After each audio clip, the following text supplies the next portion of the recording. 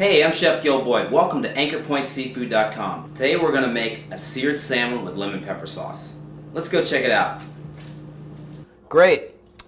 Going to heat up our pan on a medium to high heat. Going to be adding some olive oil to it. About a tablespoon worth. You don't want to too much. Even if you're doing 2 fillets, just a nice coating. See there?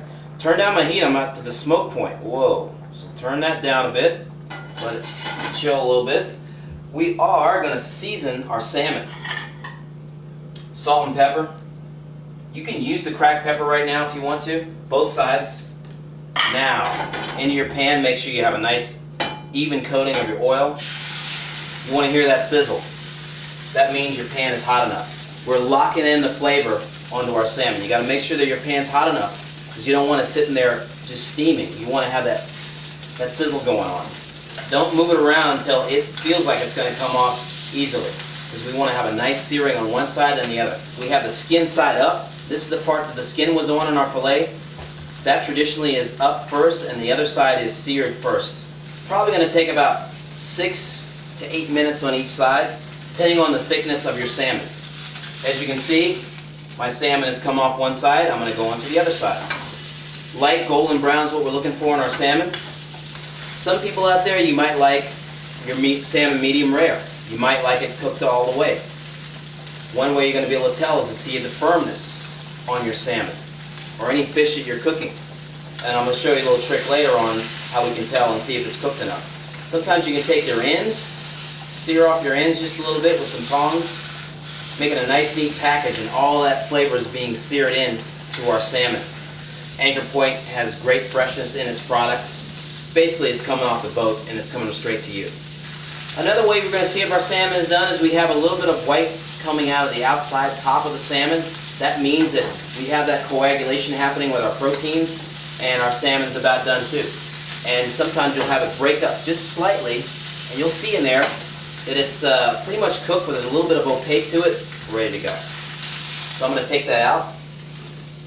Lemon. We'll squeeze our lemon in. I use the hand sieve. You can use also a strainer if you want. Squeeze that right in there. Notice that deglazing is happening right now. This acid takes the place of the white wine. That acid, of course, is what we call in deglazing. It's taken all that great, what we call fond or foundation from the bottom of our pan, which is all that flavor, and is lifting it up from the pan. Can't forget cracked black pepper. Nice, fresh, large grinds, gives it that great texture in your sauce. Then you're going to stir in your olive oil. A couple tablespoons worth of olive oil stirred in there. This is basically making a sauce. Excellent. Get ready to put that on our salmon. Salmon goes on the plate.